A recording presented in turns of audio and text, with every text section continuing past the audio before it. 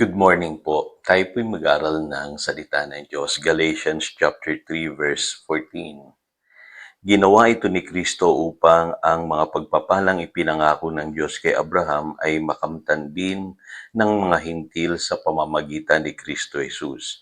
Sa pamamagitan ng pananalig sa Kanya ay matatanggap natin ang Espiritong ipinangako ng Diyos. The promise of the Spirit. At dito po sa text natin today, binabanggit po dyan yung mga pangakong blessings ng Diyos na inilaan sa atin. Even tayo po yung mga Gentiles, yung blessing po ni Abraham tumuloy sa ating buhay. Pero paano natin tatanggapin yon? Ano ang connection ng Holy Spirit sa mga pagpapalang ito? Kasi malinaw po dito sa pangalawang bahagi po ng verse, sabi diyan, sa pamamagitan ng pananalig sa Kanya, sa ating Panginoong Hesus, ay matatanggap natin ang Espiritong ipinangako ng Diyos. Napakahalaga po ng Holy Spirit, mga kapatid, para maunawaan natin yung pong mga inilaan ng Diyos sa ating mga believers. Kaya mapapansin niyo po, ang greatest gift na tinanggap natin mula sa Panginoong Hesus ay yung pong Holy Spirit. So, maaaring isipin ninyo, maraming bagay na kailangan natin. Maaaring iba sa inyo, hinihingi ninyo ay gift of healing, gift of miracles, or mga material blessings, o maaaring iba pang bagay. Pero ang gift na ibinigay sa atin ng Panginoong Hesus nung siya po ay nagpaalam sa kanyang mga alagad, sabi niya, darating ang banal na Espiritu at pwede niyo itong hingiin sa Ama. Sabi sa Luke 11 verse 13, how much more will your Father in heaven give the Holy Spirit to those who ask Him? At sa Acts chapter 2 verse 38, ang sabi diyan, kung isang tao magre-repent, magsisisi, at mababaptize, ang sabi, you will receive the gift of the Holy Spirit. So, regalo ng Panginoong Hesus sa atin yan. Ipinadala ng Ama.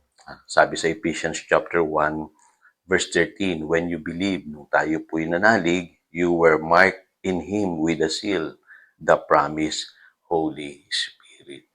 Kaya para sa akin po, kung akong tatanungin ninyo, ang pinakamalaking blessing sa buhay po ng isang Kristiyano ay yung tanggapin niya ang Holy Spirit sa kanyang buhay.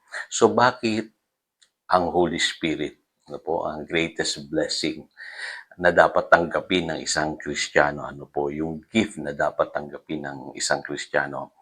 Naalala niyo po, sabi ng Panginoon sa John chapter 14 verse 26, but the Counselor, the Holy Spirit, whom the Father will send in my name, will teach you all things and will remind you of everything I have said to you. Sa pamamagitan po ng Holy Spirit, parang kasama po natin ang Panginoong Hesus dito sa lupa. Actually, ang tawag sa Kanya, Counselor. Ano po? At sa John chapter 16 verses 13 to 15, ang sabi pa ng Panginoong Hesus, but when He, the Spirit of truth, comes, He will guide you into all truth. Tuturuan tayo ng Holy Spirit. Sa lahat ng katotohanan, i-guide tayo. He will show us what is to come. Ano po? And He will make known to us our inheritance in Christ. Yung pong sinasabi na John chapter 16 verses 13 to 15. Kaya dito pa lamang makikita na natin kung gaano ka-importante ang Holy Spirit sa buhay ng mga believers. So sagutin natin yung tanong now, bakit ang Holy Spirit ang greatest gift, ang greatest blessing na ibinigay ng Diyos sa atin? Kasi ang goal po ng Lord sa ating mga Kristiyano ay hindi lamang yung pagpalain tayo, hindi lamang yung pagalingin tayo, o bigyan tayo ng sagot sa ating mga panalangin. Ang ultimate goal ng Diyos sa ating mga buhay ay tayo i-transform, i-conform sa image ng Kanyang anak. Yun po sinasabi ng Romans chapter 8 verse 29. At sabi po sa 2 Corinthians chapter 3 verse 18, and we who with unveiled faces all reflect the Lord's glory are being transformed into His likeness with ever-increasing glory which comes from the Lord, who is the Spirit. So kita po ninyo, ang kumikilos para magbago po tayo. Ano po? At tayo'y makonform sa image ng ating Panginoong Hesus. Ano po?